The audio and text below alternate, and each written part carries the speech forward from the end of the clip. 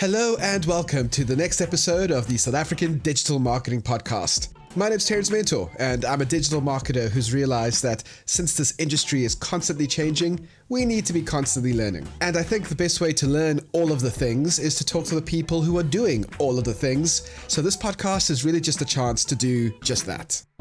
In this episode, we go deep into agency life with Dylan Kohlstadt, who's the founder and CEO of ShiftOne, a creative integrated marketing agency that's been around since 2011. I wanted to know why marketing agencies have such a bad rep from so many people and how businesses can get the most out of their marketing investment when they're getting started with a new agency. We dig into those topics and so much more in this episode, so let's get right into it. Here's Dylan. Okay, thank you so much, Terence. My name's Dylan Kohlstadt. I'm the founder and CEO of ShiftOne Digital. ShiftOne Digital has been going for 13 years, and we're a full-service B2B. We also do a bit of B2C, but mostly B2B digital marketing agency. I live in Germany. My business partner lives in America, and the team is predominantly based out of Cape Town. But yeah, we grow businesses. That's the bottom line of what we do. But that is truly showing the global ability of a digital agency, because you can be in all the parts of the world and still get the job done, sometimes even better than you would if you were all in one spot. Exactly. I have had numerous discussions with people over the last few years, both in South Africa and in other parts of the world, around their disappointment with their experiences with digital marketing agencies. Some of the things that people say is that there are some big promises. Yeah. People are very excited about, the initial briefing. And then when it comes to the actual final product, they are left feeling a little bit disappointed, feeling maybe like we're not really sure about the numbers. Just in general, the experience has been quite not what they were hoping for. Has this been a very common problem that you've seen with other agencies? And that's my first question. And secondly, I know that ShiftOne has avoided that sort of reputation. How have you avoided having that reputation at ShiftOne? Yes.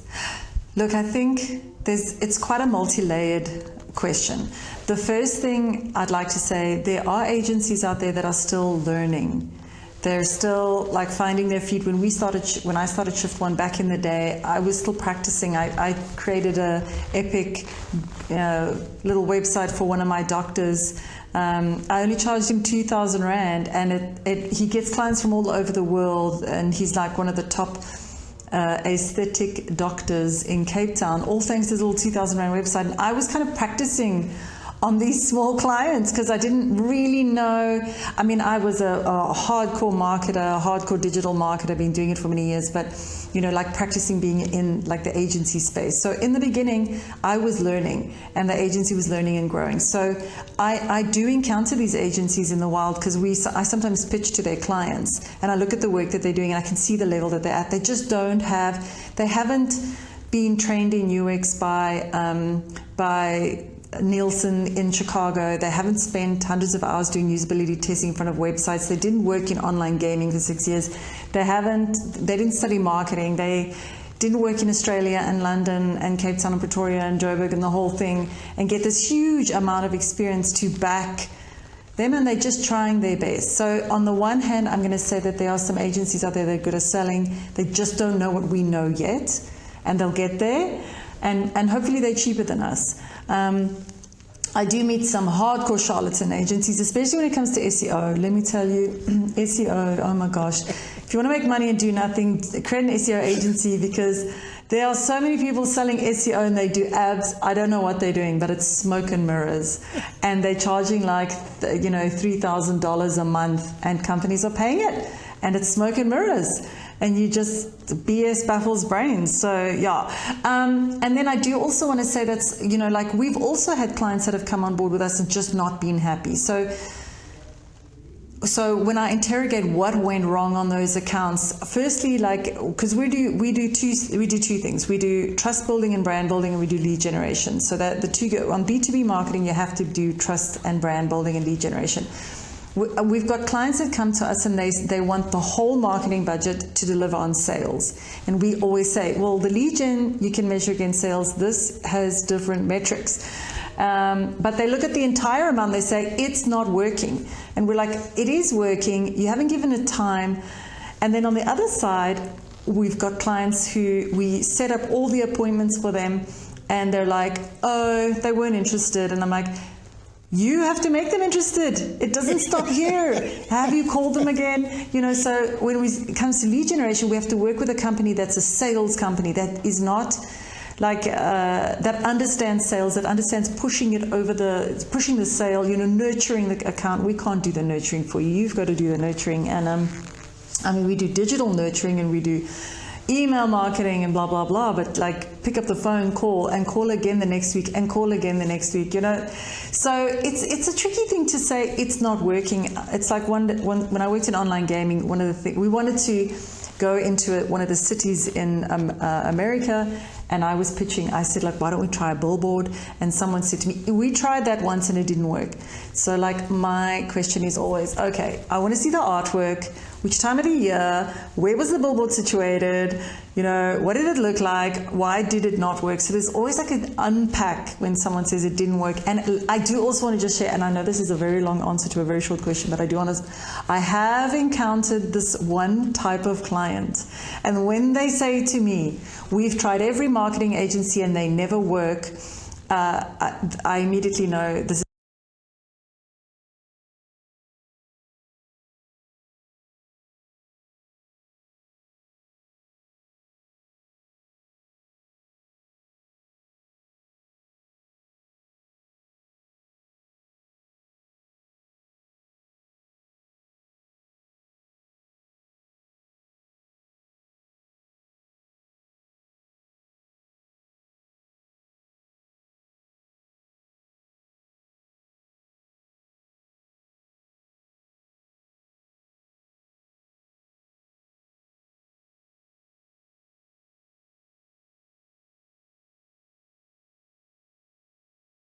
I think you. I mean, you have every right to come out strong and defend your organization and your company, especially with, like you're saying, all the experience that you have. And this is why I was excited to talk to you, because we do hear only the client side of it, of, oh, I was let down by this agency, oh, this was disappointing, they promised me the world and I didn't get the numbers that I was hoping to get.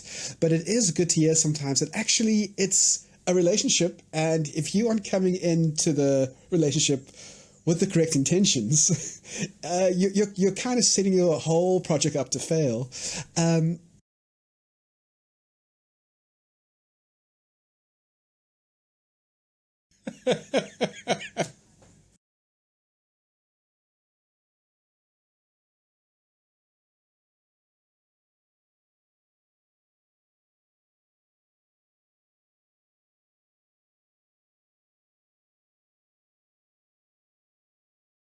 There's a lot of concepts that you mentioned that I think are already complicated enough for digital marketers to understand. That idea of where's it marketing and where's it sales. Where does that transition happen?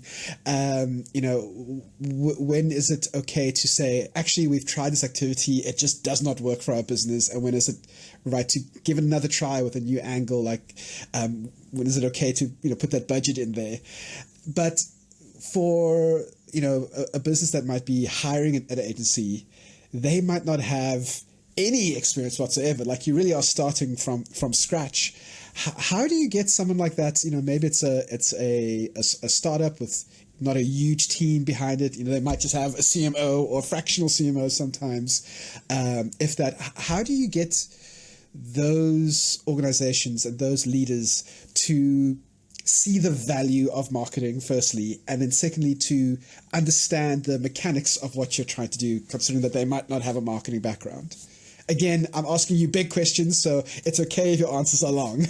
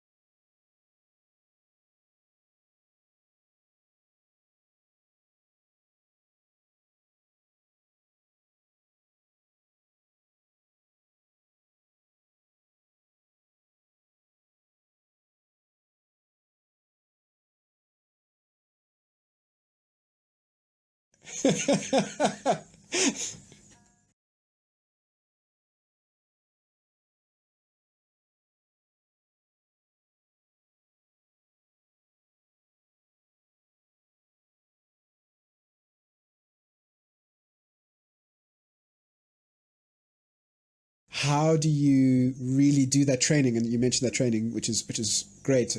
From that point, how do you convince them that maybe if they don't really understand marketing, maybe they know we should have an agency on board, but they don't really believe that marketing is a crucial part of their business. How do you show them that value?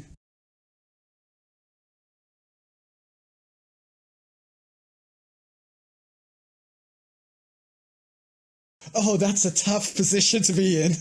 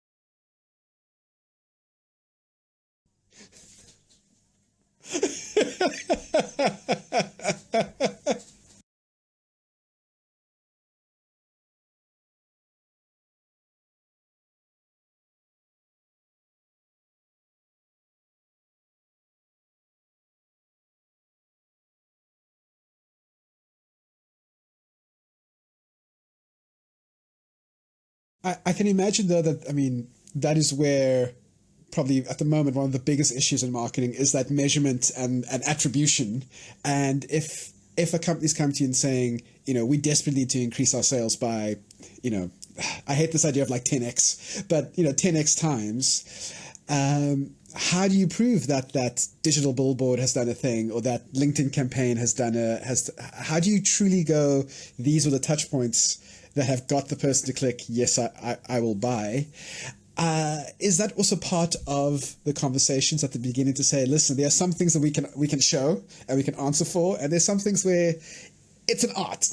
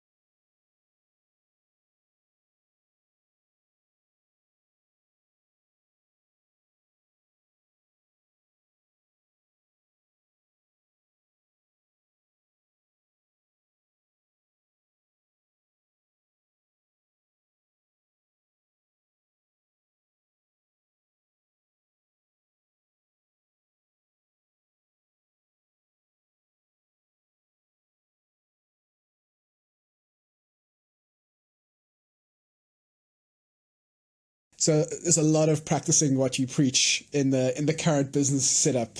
I am curious, and this is one of the questions that I didn't send you away, but because you have this international experience, and you can talk to the work that has to happen in the UK to get a single a meeting set up. Are you finding that the delay between international trends versus South African trends, is that delay becoming shorter and shorter, or do we still have a little bit of like, oh, this is happening in the States right now, we have 5 years to get ourselves ready for this new trend?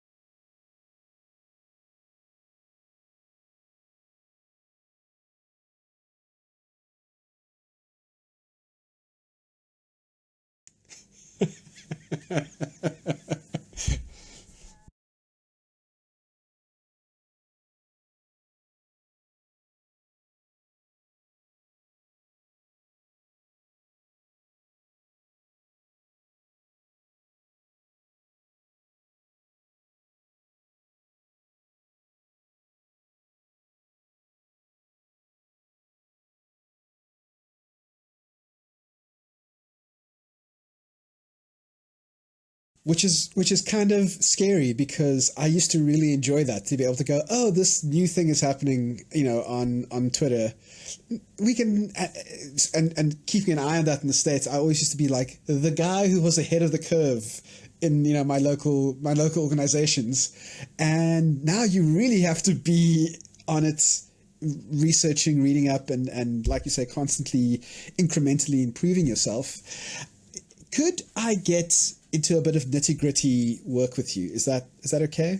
So so I'm thinking I'm a in the dream world where I'm very successful and I'm the CEO of a small business. It's a SaaS company. I have 50 employees. No, 50 employees is way too much. I have 12 employees. Let's be more realistic. I have a marketing manager that has been kind of doing some stuff, but we realized that we need quite a bit of support. We have this goal of increasing sales, but also increasing brand awareness. I'm throwing a weird case study at you now, but what would be some of the first steps that would happen with your organization? What would I expect to happen when we engage with you?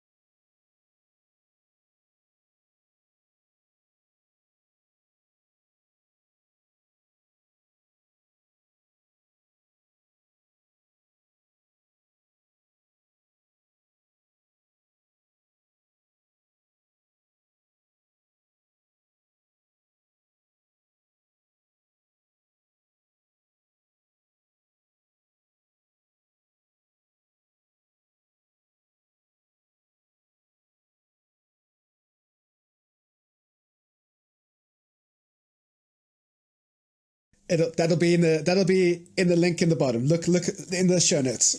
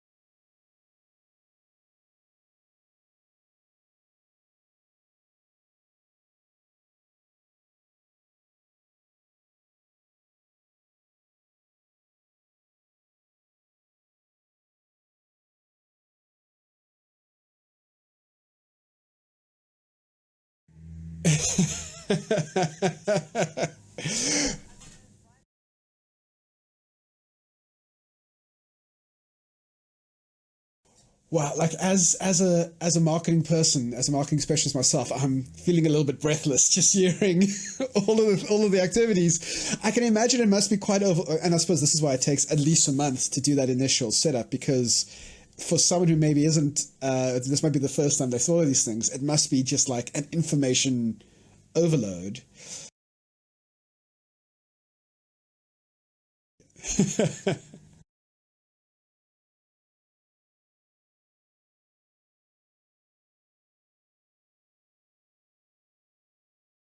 Some executables done in the first month, something done.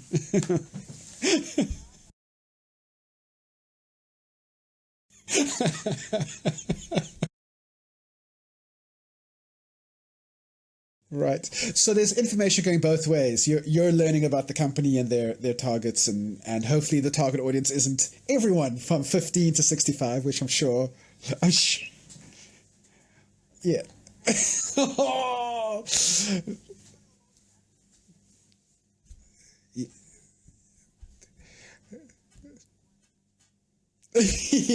Yes. So Coca-Cola spends, yeah, how many billions? You'll need to match that to maybe get in the game.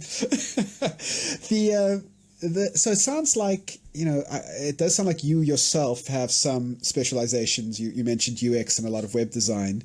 By the way, one day I would love to have you on again and just critique websites with me. That would be like a fun time. We make a plan. That sounds like so much fun.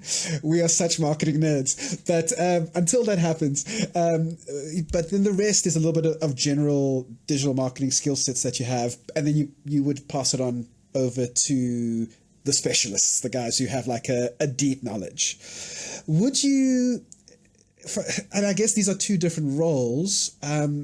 If I was going to start my own agency, would it be better to be a generalist or a specialist in this regard?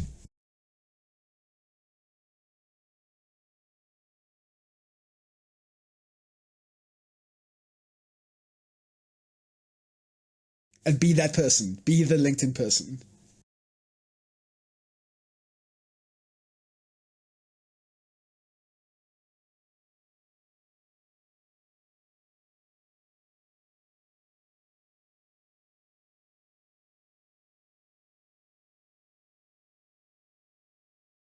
It's like when you go to a restaurant and it has a 50-page menu. It's like there's no ways you could do all of this well.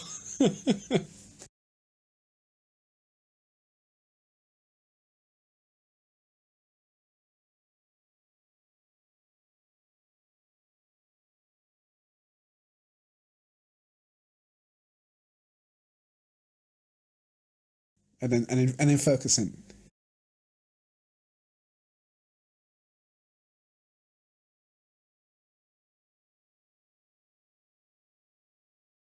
For sure.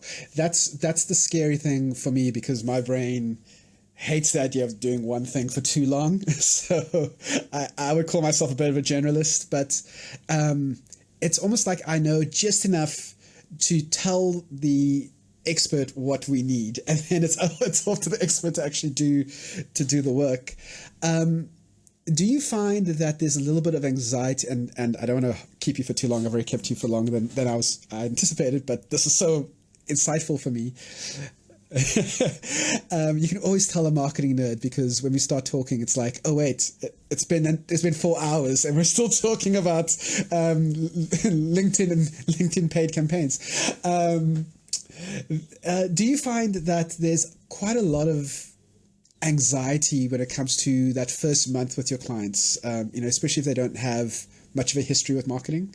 Is that something that the mental side of we're spending all this money, is it going to pay off? And if that is something that you've experienced, how do you calm them down?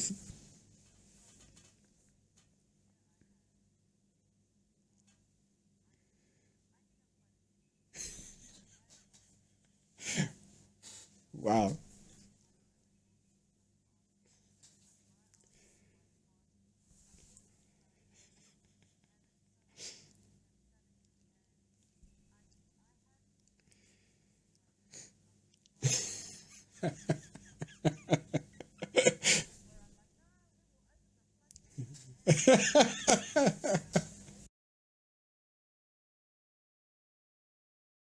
But like you said, you've been doing it for long enough that you've learned these hard lessons, maybe.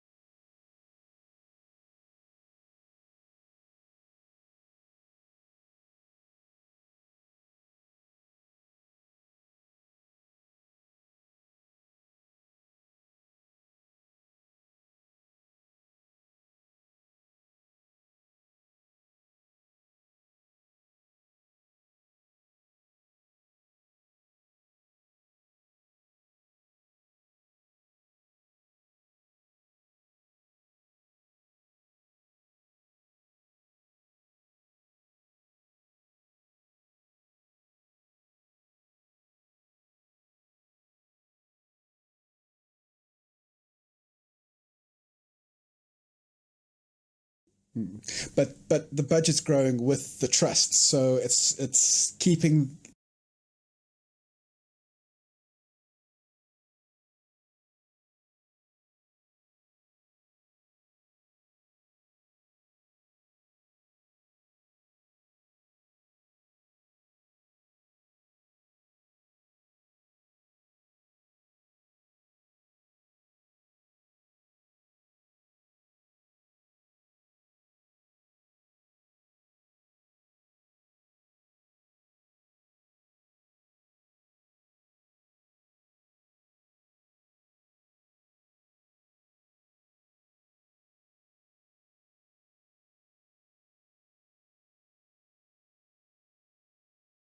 And I guess that's maybe where some agencies, some maybe more established agencies, I was going to say like yourself, but in this case, not like your agency, but some other established agencies, because they know how much time and money their client has invested into them, they might get a little bit complacent that, well, it's going to cost them way too much to like get a new organization on board or a new agency on board, so we can maybe coast, and maybe that's also where this disappointment and negative thought connotations with agencies have come from.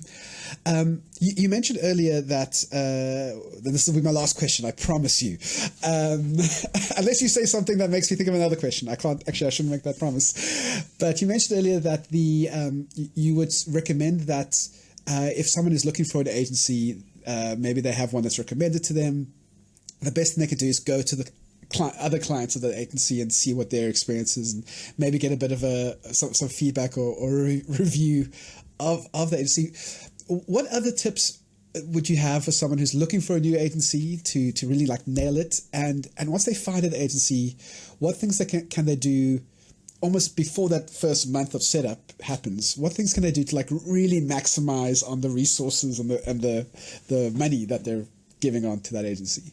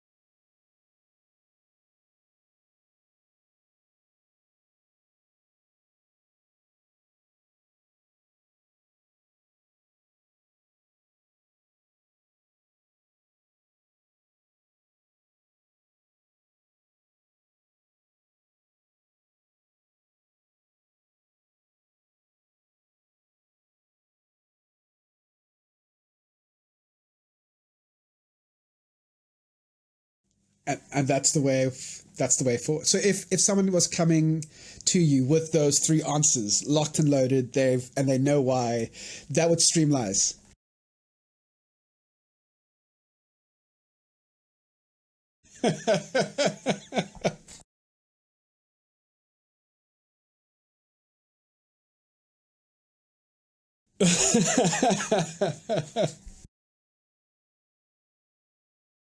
But it will be the best version of those things because you've built a good team.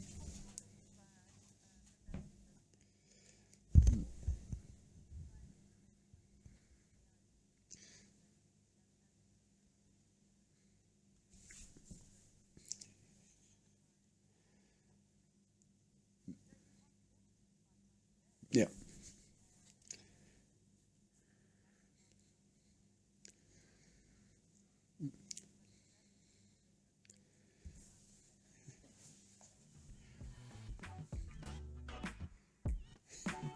A big thank you to Dylan for her time and experience, and a thank you to you for listening to this episode of the SA Digital Marketing Podcast.